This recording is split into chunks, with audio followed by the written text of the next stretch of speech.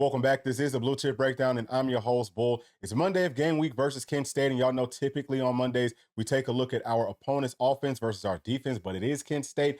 I don't think it's necessary this week. I will touch on them briefly, just an overview of the entire team. But if you would like for me to go in depth and do my normal ones and twos that we do on Mondays or throughout this entire week, please let me know down in the comment section. If we get enough, then we will go on ahead and do that. But I think it's time, y'all, for us to go ahead and flip the page towards Oklahoma. It's going to be a really big game coming up in a couple of weeks.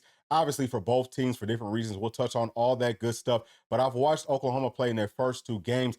Not very much in depth, but I have done a little bit of research here and there. Again, I've just kind of like seen them play. So I would like to give you my initial thoughts on our matchup versus Oklahoma coming up here in a couple of weeks. As always, y'all, please make sure to like and subscribe to the channel. Really big shout out to all the members of this channel. And of course, y'all know that we do have that first film breakdown of the first quarter with our defense. That one's already out, so y'all can go on ahead and check that out. If you would like to become a member of this channel, watch videos like that, the exclusive content, then just click on that join button below. It's a great way to support this channel. Also, we'll probably start to roll out those videos with our Patreon as well. So if you would like to become a member of the Patreon, that link will be down in the description below. Thank you so much to everyone that is donating to this channel. If you would like to help support us that way, then you can donate as little as $1 by scanning the Cash App QR code wherever it is on the screen. Link will be down in the description below. Let's go ahead and jump into the video. All right, so let's start off with the Kent State matchup, y'all. I watched them versus Pitt. The first thing that jumped off the film to me, just in looking at Kent State, is that they actually looked bigger than Pitt did, especially up front. But really, I think their skill guys were bigger than Pitt's were. And I had to go in and actually look up how big some of those guys were. And they're not necessarily big from a weight perspective, but they have good height.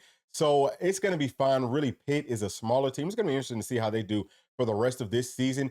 But there's not a whole lot that wows you with Kent State, period, on either side of the football. There's one player that I would highlight as maybe kind of a key player. It would be their running back, number 3. He's a transfer from Kansas. He has good size. He plays hard. He's going to run hard. So what's going to happen with that? We're going to have to come up, wrap up, things like that. But I would expect that our just front four on defense shouldn't give him any lanes to run through at all. If he gets to the second level at any point in this game, I would be a little bit shocked. And this is not taking a shot at Kent State. Those guys will play hard. I just don't think that they've got the proper athletes to compete with us in any way, shape, form, or fashion. I would say if you look at it from a 50-foot view, very similar to how that UT Chat game went, where we come through on the first couple of drives and we're very dominant. We're scoring. We get a whole lot of guys in this game. We're padding our stats, things like that. The biggest thing is just going to be to try and stay healthy. I mean, I haven't seen a whole lot of exotic coverages and stuff out of their, defense on, in their secondary, none of that type of stuff. I want to say that I might have seen them run a dime here and there, but it's just not going to be enough resistance for this to be anything at all. I feel like we need to waste time on. Again, not trying to be disrespectful to Kent State, but, we're going to be fine in this one. Also, man, their quarterback last season, I want to say he only threw for like 47 to 49%. With his completion. So he's not a very accurate quarterback. I want to say on the first play of their game versus Pitt, it was like a little wide receiver screen or something out to the flats, only a 8, 9, 10-yard pass, and the ball looked like a shot duck. It goes maybe 5 yards. I thought at first that it had been tipped, but it wasn't. I will say that he did have a nice post pass down the field. And I mean, he can make those throws. It's going to be all about those nerves. And will he have the time to do it? He's definitely not dynamic by any means. It's just, again, nothing at all that they do on offense, defense, special teams. I feel like we need to be concerned about in the slightest. The biggest question is going to be, will we execute? Will we play hard? Will we continue to, play up to that standard? Do we come out and execute early on in the game, get it over with quick, get our young guys in? How do those young guys look, right? Mike Matthews, Braylon Staley, Peyton Lewis, Keith. How's our young offensive line hold up? Are they doing what they're supposed to do? Can they take those strides? Also, how does a guy like Cole Harrison look? He should get some burn in this game playing at tight end, et cetera, with the offense and on defense. Again, just all those young guys. We want to see them coming in and making those strides to prove, hey, we can be some depth guys for us moving on down the road. So let's go on ahead and flip the page to Oklahoma. Number one, this is a big one for Oklahoma and for our Volunteers. We'll start off with, why is there bad blood between Coach Heupel and Oklahoma? And I'm not going to go too far into this, but I'll just tell you what I know. So number one, obviously, Coach Heupel did play at Oklahoma up under Coach Stoops. He won him a national title, almost wins the Heisman. Then he goes on to coach at Oklahoma for like 9 seasons. He was the co-offensive coordinator back in 2015. Not quite sure how many years he was the OC there, but their offense wasn't that great that year. I want to say they were ranked in the 30s. I mean, it wasn't terrible, but that's bad for this sort of an offense. We already know how that goes, was because last season we were like 31st, and we feel like, man, our offense just sucks. But anyway, the whole point is, man, they go out and get killed in some bowl game versus Clemson, who actually had the number one defense in the entire country that season, like 40-6, 40-3, whatever the final score ended up being. So Coach Stoops goes on to fire Coach Heupel and the other co-offensive coordinator. And Coach Heupel took that very personally. Obviously, he was hurt behind that, and you can understand why. So I don't know if he's talked to Coach Stoops since then, but I know for a very long period of time, he hadn't talked to him. So it's more that he's upset with Coach Stoops than it is that he's upset with Oklahoma. But, that's kind of how things go from our perspective. Also, obviously, it's going to be our first SEC game this season. It's going to be Nico's first road game in the SEC, the entire team's first road game in the SEC. So, we want to kind of go out there and ball out for Coach Heupel. We've had this game circled since it was scheduled. So we should come out and play with our hair on fire. Now, as far as Oklahoma goes, I think that some of the guys that were on the staff with Heupel or some people that he knows are still involved with the staff or with the program right now. And that's to be expected. That's typically how things go.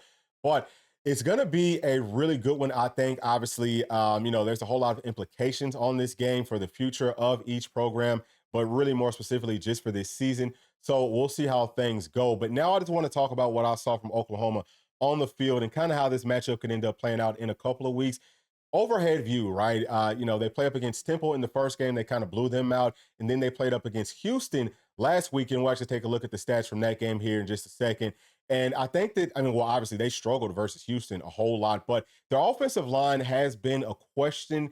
It's been a big concern throughout the entire offseason. Now, I watched them in spring, and I've been on the record of saying I thought that the offensive line was going to be just fine, but I'm looking at it now. I don't think that it will be. So in the second game versus Houston, they had a lot of guys out there starting. Center goes down. I don't know if he's going to be back for their game versus us, but I want to say that they were down to like their third string center, maybe. It was a makeshift offensive line that they were working with versus Houston. The left tackle, I believe, moves on over to the right side, or maybe it was a guard or whatever. They had guys playing in some different spots, and they just did not look good at all versus Houston. They didn't look great versus Temple either, especially in the second half of that game. They also have a few wide receivers that are out currently. I know one of their guys, I can't think of his name right now, but he is one of their guys at wide receiver. I don't think he's going to play versus us coming up in a couple of weeks. So they are a little bit shorthanded. Also, number 52, I believe, was the starter versus Temple playing at defensive tackle. I didn't see him versus Houston. It was actually number 56, I want to say. So that's one of their guys as well. How is everything going to look from that perspective?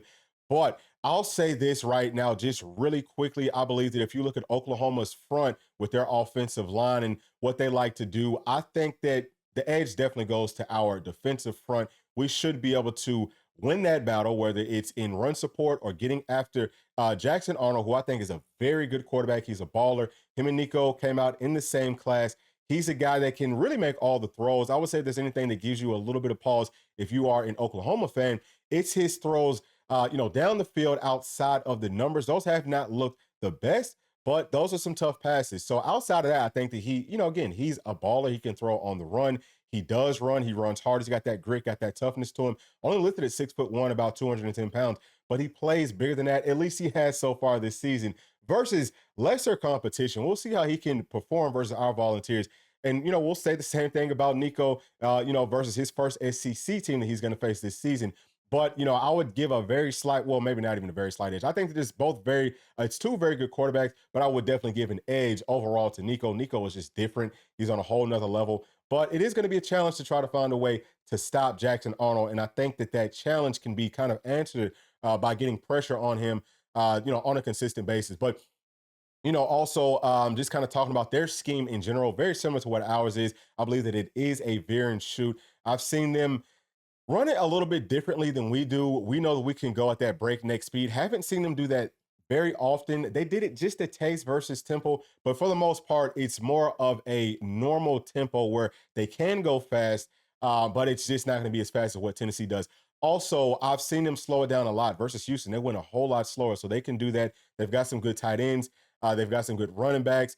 But if you look at them on defense, the strength of their defense, in my opinion, is going to be in the middle, right? All the way up on 3 levels. Their tackles on defense are good. We all know about Dejon Terry, who played at Tennessee. He's going to be their biggest tackle. He's about 6'3", 330 pounds. They've got a few guys, maybe 2 or 3 that are up over 300 pounds. They're not going to be as small with their tackles as NC State was last weekend. It's going to be closer to an SEC front for sure. But ours, like, let's just talk about our front, like, especially on the inside, we've got 5 or 6 guys that are 300 pounds plus, and that's typical of a real SEC team. Not saying that Oklahoma is not a real SEC team, but they're new to it. So they're going to have to, learn how to get in some of those bigger guys up front. And I think that that could maybe pose some problems for them early on, especially in this game. But man, I love their linebacker, especially number 28. I think his name is Stutzman. He's a stud. He is really, really good. So his name is fitting, but he, especially inside of that box, man, he's going to identify where the play is coming to, does a good job of kind of beating blocks with his speed, but also he can step up to you, and, get off of those blocks. But, I like what I saw from him. If there's any question mark for him, I would say, how does he look out in space?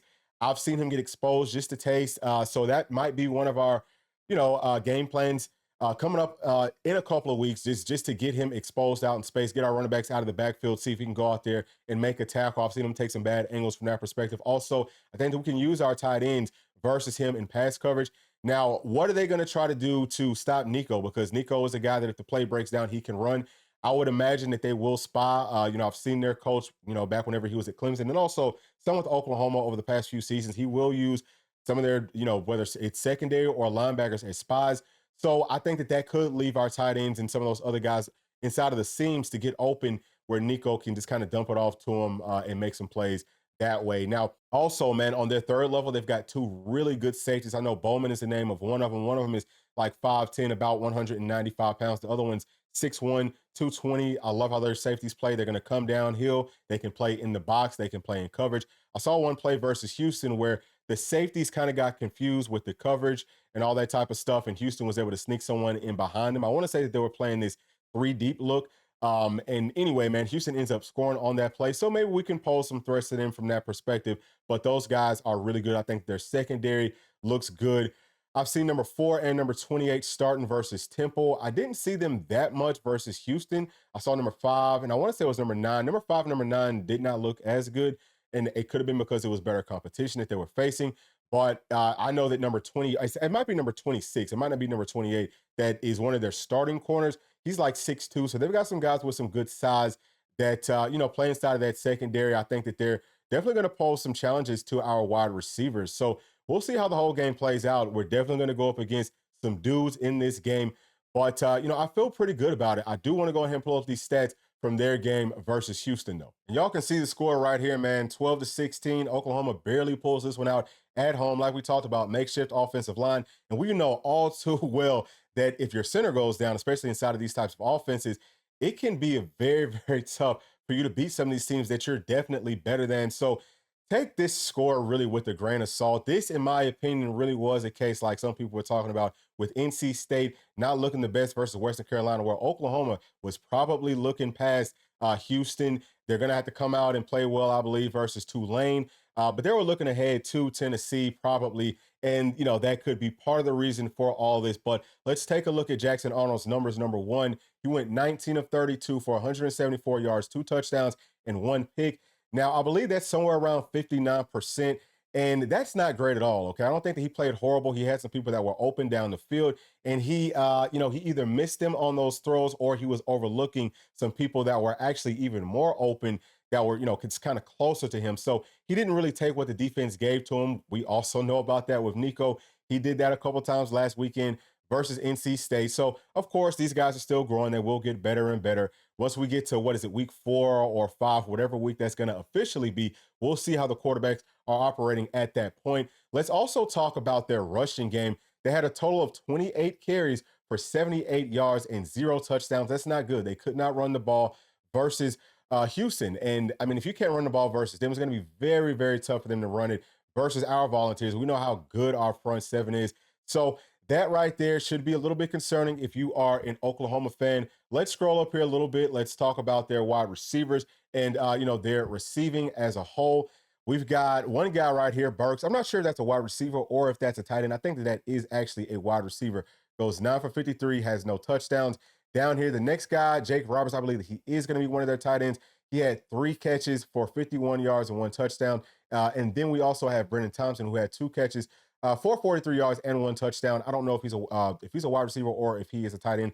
I know that Oklahoma did a pretty good job of utilizing their tight ends in this game. That's something that we could probably expect to see coming up in a couple of weeks versus them. They do a lot of what we've seen throughout this entire season in the first two games with UT Chattanooga and NC State, where they will break the field down into a half, run those flood concepts, try to overload those zones, and just try to find someone open.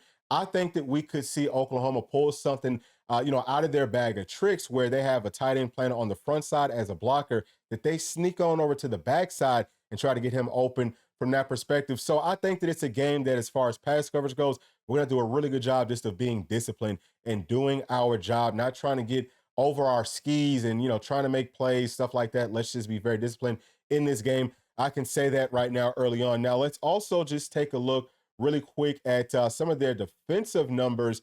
You can see right here that Stutzman, that's the linebacker that I was talking about, man, he had 15 tackles in this game, 1 tackle for loss. Like I said, we're going to have to find him on every single play and make sure that he's blocked, especially in run support. I think that we could run 12 personnel in this game just for, guys like that. Also talking about Oklahoma safeties that are really good at coming down in the box and making plays.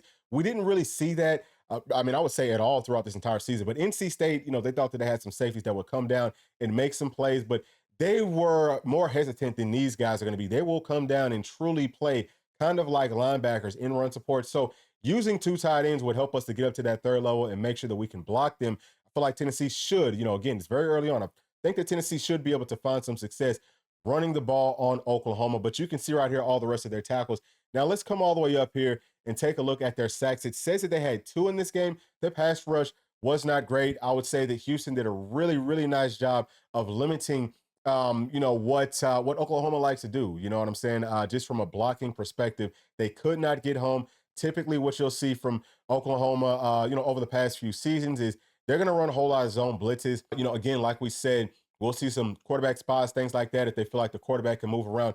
Houston's quarterback is not really that mobile. Now, he can run, but he's more of a pocket passer. So it'll probably be a completely different look on defense for Oklahoma in this game. But whole point is this, y'all. Oklahoma got 2 sacks. It was one of them, I believe, maybe they got credit for, that Houston's quarterback literally just fell down. There was people kind of close to him, but he tripped over his own 2 feet. So the pass rush was not great. Now, I want to come back up to the top. Let's just kind of talk about Houston's numbers and get a good feel for a little bit more of what Oklahoma's defense did. You can see that their quarterback went 24 for 28 for 260 yards, 1 touchdown, 1 interception. I think that's somewhere around like the high 80s.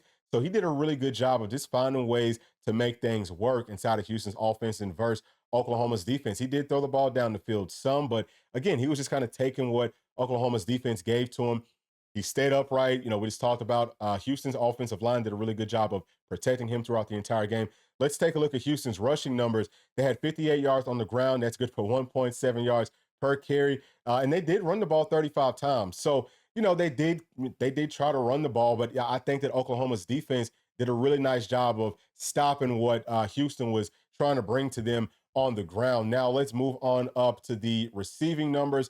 Again, man, you can see a whole lot of people were utilized for Houston. Those are some pretty good numbers out of those guys. They spread the ball all around the football field. So, that's about how their offense looked versus Oklahoma's defense. Now we can see right here that Houston also had 3 sacks in this game. Like we said, man, their offensive line, I'm talking about Oklahoma's offensive line, it leaves a whole lot to be desired if you are an Oklahoma fan. So I think that that's a place where Tennessee should be able to find some success at. So from top to bottom, y'all, I feel good about Tennessee's chances in this game versus Oklahoma. Again, it's very early on in this process. Y'all know I'm going to go through the film a million more times. We still have 1 more week of football left to play. I feel like, clearly both teams have to stay healthy, knock on wood. I hope that both teams do stay healthy and that we can come into this game both playing at our best because, I love those challenges, especially on the road. I think that our team is built for it. Just to kind of recap off of what we talked about today. Number one, if you look at some of the matchups, our O-line versus their D-line, the interior of their defensive line is their strength, not just in run support, but also in pass rush. Those guys, like I said, they're not the biggest, but they're twitchy on the inside and they can get after the passer. So our guards and also Coop, they're going to have to do a really good job of holding up against those guys. I think that they will be up to that challenge. And then if you look at their ends, they've got some guys that have good size for ends, but they're more like run stoppers, not necessarily true pass rushers. If they get a pass rush on you, probably be more of like a bull rush. And I think that we can hold up well versus that. We tend to struggle a little bit more, or I tend to be a little bit more concerned versus that speed rush to the outside. I think that we're going to hold up fine from that perspective. Nico should be able to, if anything does break down, make some plays with his legs, whether he's extending it or he's just straight up running it. Probably will see some quarterback design runs in this game. I think that we're going to do fine right there. They've got some good linebackers, especially number 28 Stutzman. We got to find a way to kind of get him off his game, either get him blocked, get him out in space, and just use our speed to beat him from that perspective. And then two, they've got two really really good safeties. You cannot have a good defense without having good safeties, at least one. But they've got two. They've got some good secondary pieces for the most part, especially with their starters. But I think that we will be able to find some success throwing the ball on them, whether it's with our tight ends, trying to expose those linebackers who I think our tight ends should be a mismatch nightmare for, or if it's just with our guys on the outside, kind of using their length, using their speed to get open from that perspective. I've seen Houston have some success with that, with some bigger guys going deep down the field. So, we should be okay, I think, on offense. I think that Dylan Sampson will have his opportunities to run through some tackles. He should have some good running lanes, things like that. Again, y'all, this is very, very early on in this process. Still a very long way to go. Got to watch, both teams next weekend because, they've got a really big test. I feel like for them, Tulane is a pretty good team. I think Oklahoma is the better team. We'll see. Do they come out? Do they blow them out? Are they fully focused on that game? That would make this one a lot more interesting. I want College Game Day to be here. I want it to be a big one for us. Now, if you talk about our defense versus their offense, Jackson Arnold, like we said, he is a dog. He's tough. He will run through tackles, or he will at least try to. We'll see how much he does that versus our linebackers. I know that they're going to try to hit him hard early and often. So we'll see how long that intentionally trying to run Jackson Arnold goes. But he can also make plays, man. I think that he's up to the challenge.